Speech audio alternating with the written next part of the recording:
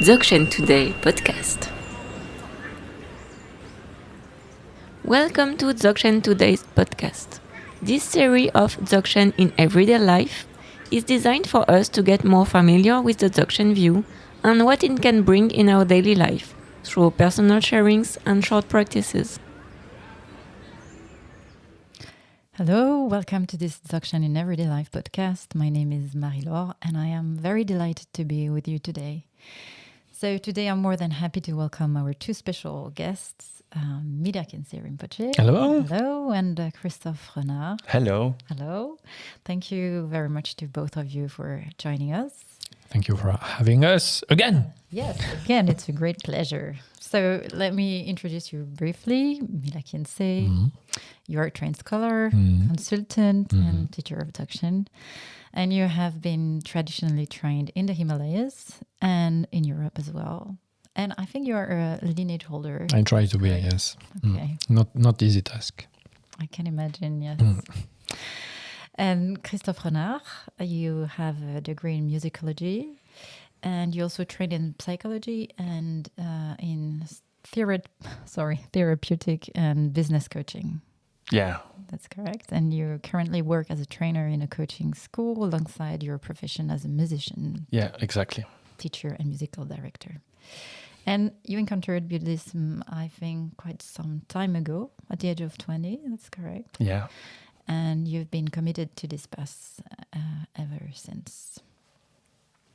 Okay, so as a continuation of the series of the relief of emotions on a daily basis, we are dedicating a special series on families of emotions directly linked to ongoing climate upheavals, and focusing in this episode on an emotion that we all experience, which is chronic dissatisfaction.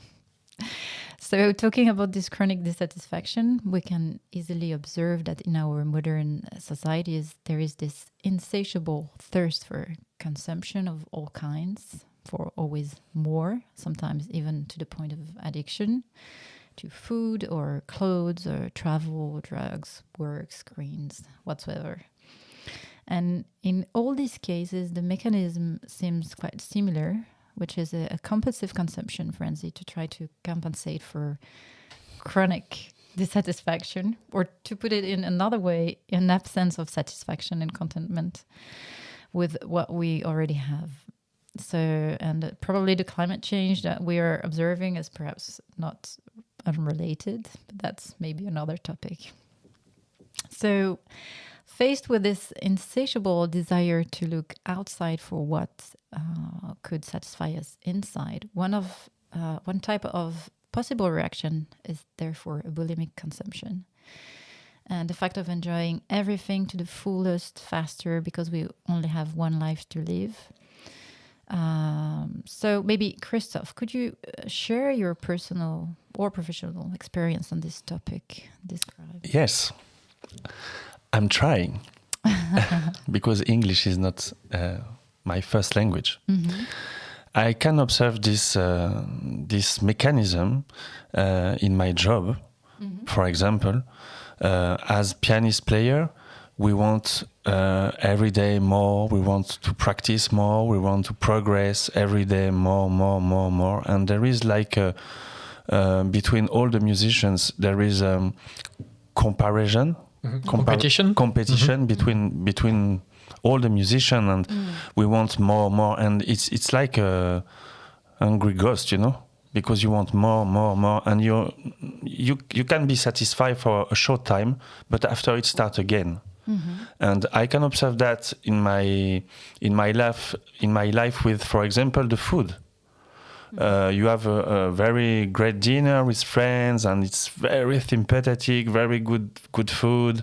And when it's finished, it's like, wow, and you don't Already accept. Finished. Yeah, at the end, and next time, again, and it's suddenly like that. It's like without stop. Let's have barbecue. Let's have barbecue. Yeah, So every day. Yeah, but it's like a thirst that you cannot just exhaust, if we can say so. Yeah. Yeah, a kind of energy that is always wanting more and more. Yeah, it's like that. Okay. So you observe that with the food and with your food, screen, my in terms of music too, more like competition like that. Cigarettes too, because I smoke little bit, not too much, 2 cigarettes by day or 1, but it's always like a circle, without stop. So you have a satisfaction at one point, and then this satisfaction disappear quite quickly. Or? The great joke is you can at the term now where I am, I can have satisfaction, but small, because I can't have too the perception that it's fake, So there's the both, and it's like I can't think like that, or I can't think like that, because I know in one point that it's not so real. It's not, and it's like oof. Yeah. That's good English, no? But I think it makes its job. Yeah. You do it, but you don't believe in it anymore. Exactly. Okay. And it's not comfortable, because you can't. Tu peux pas y croire, quoi. You can't. Yeah, you don't believe in it. You don't believe anymore. Yeah, sure. So Mila, Khyentse, would you have something to add on that? Yeah, if we follow the Dzogchen point of view, actually, this is called craving. Craving. This is quite huge for human beings, because we are all the time running after something. We need to run after something. It's not we are running. It's we need. We crave to be. And so we need to have something to do, to develop, to desire. We need this to be alive, to feel that we are alive. And so, for the Dzogchen point of view, this is called thrust. It's called how can I say that?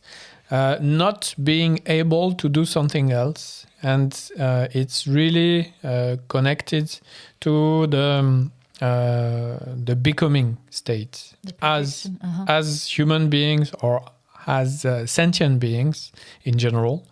We are all the time in the becoming process. The becoming process is that we took birth at one day. We just arrive on this earth, and then we are just going to our own end here. It's our own death. So this is the becoming. Becoming is a never-ending process that is going from birth to death. And in this way, we are, as human beings, projecting ourselves all the time in the future, or all the time in the action.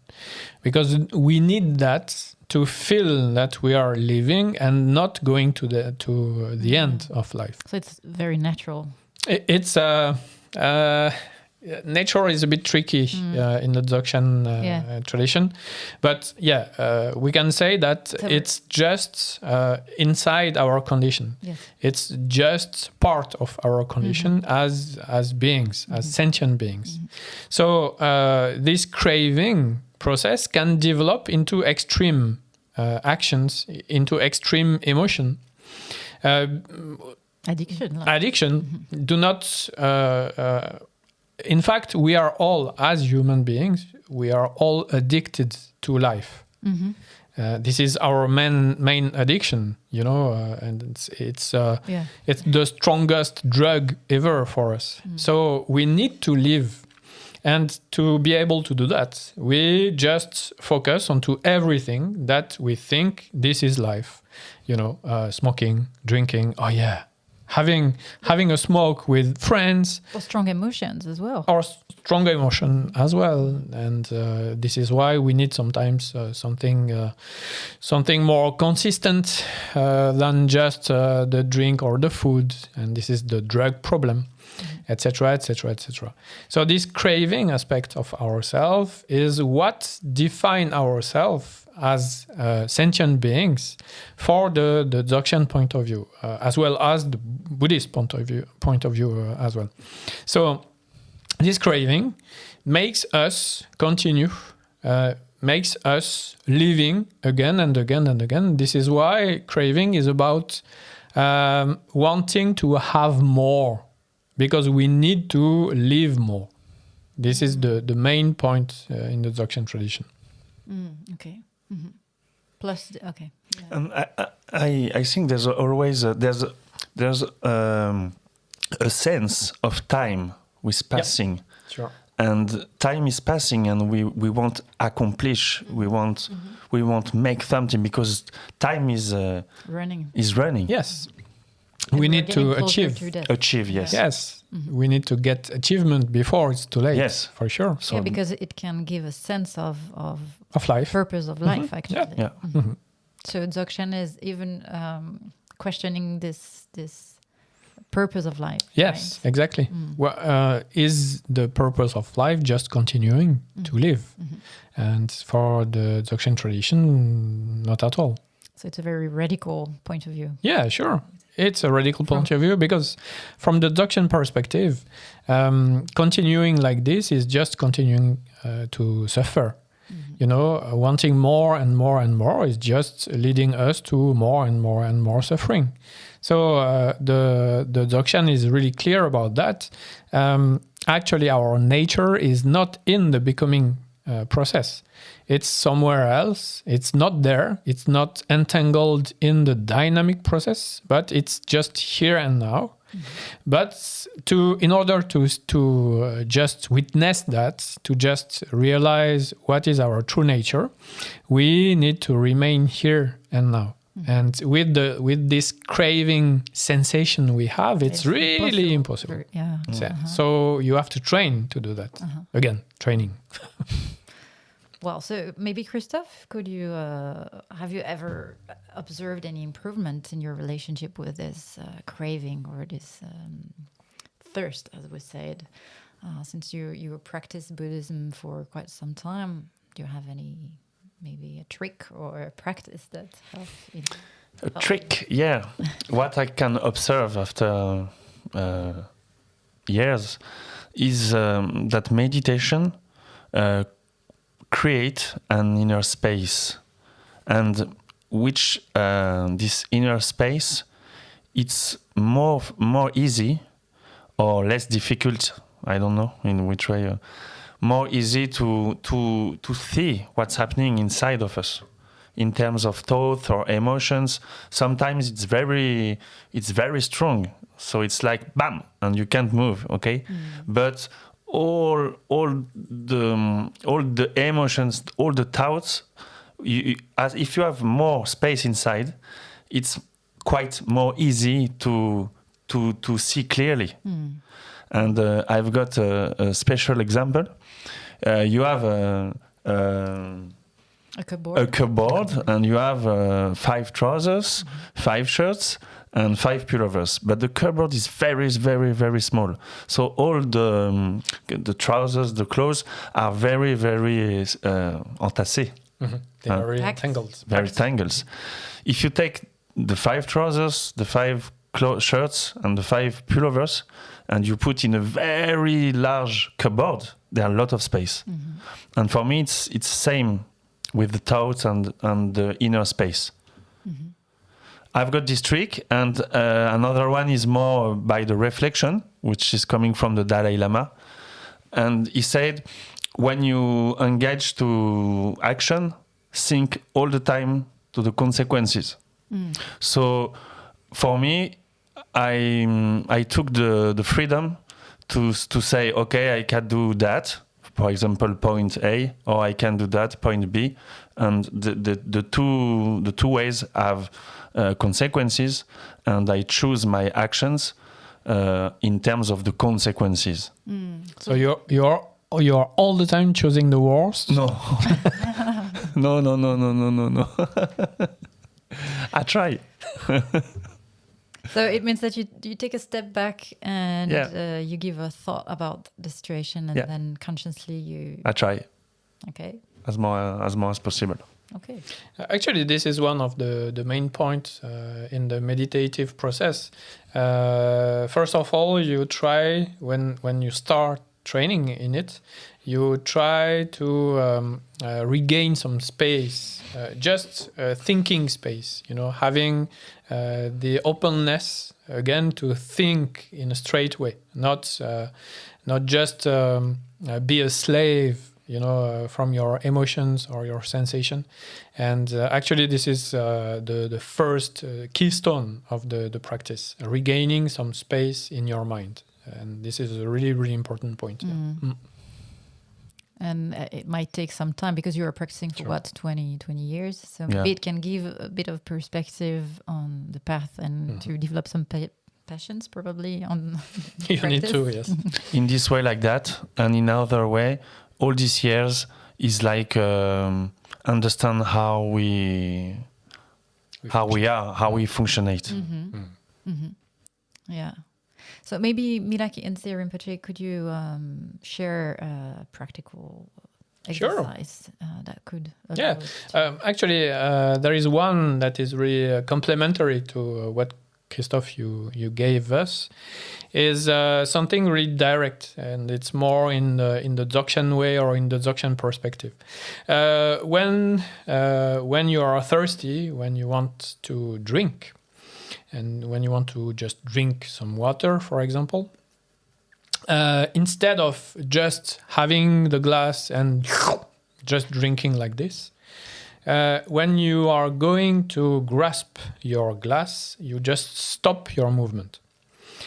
Stopping the movement at that moment, at that point, means that you are completely into the possibility to see what is going on inside you. What is the sensation you have? This sensation of wanting to have something to drink. The necessity to drink.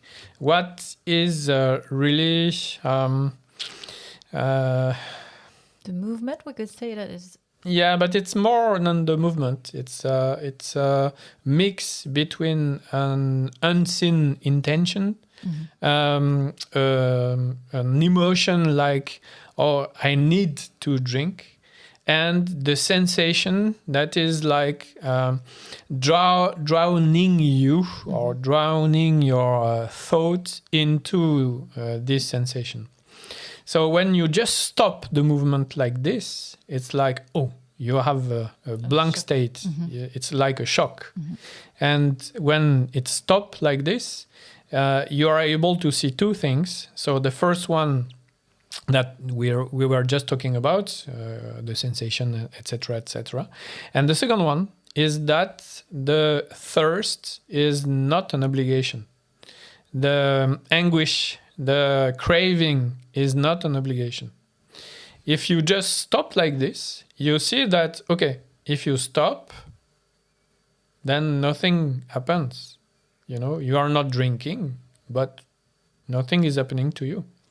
It's just like the sensation is present, but you are also, you yourself, present in a different way, because you take some space between you, the way you perceive the reality, and the sensation itself. So it means that you are able to recognize that you are not your own sensation. And then the craving is not an obligation. You take some space, you regain some space, and you are able to see more than just the craving, than just the emotion. So you regain some clarity also about the process. You are talking, Christophe, about the process. So you are able to differentiate what is going on, really. If not, for us, it's just a big mess.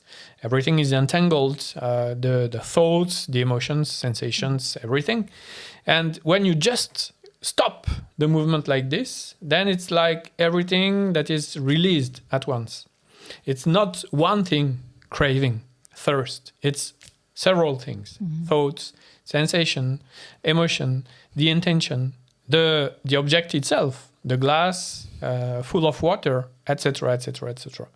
So this is really crucial, and it's completely complementary to what you said, because here it's in a direct experience.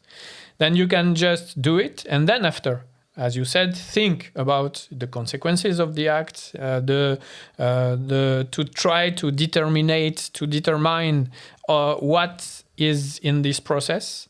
But when you do this directly, just when you are going to have a drink, and you stop it, then at once you can see directly what is going on, for sure. Okay, but and do we need to train a little bit before that with concentration? All the time. we need to train all the time. Well, no, for sure. But I'm thinking about people that never meditated. No, actually, just doing that. Away? Yeah, okay. Just doing that can be a training into concentration as well. You know, you can also concentrate every day if you want with the previous exercises in this podcast. But this also can be in life training. You just have to remember to stop the movement when you are going to have a drink. That's very interesting because it's really in our daily life. Yeah, for sure. We can apply it anytime, everywhere. Sure. Unless we don't have any water. Which it works with whiskey as well. No? Or apple juice. Or carrot juice as well. Yeah, everything. Well, great. Christophe, maybe do you want to add something? Or just a big thank you to invite me and participate here with Rinpoche and you and the Dzogchen podcast. And I think all what is said here is very, very rich. Very precious. Let's have a drink. Yeah. Cheers. Well, thank you so much, both of you, for joining us today. Thank you. And I hope you enjoyed this conversation, and stay tuned for the next episode. We will propose some more guided practice in the next 2 episodes. So wow. Stay tuned. Great. Bye-bye. Thank you. Bye-bye.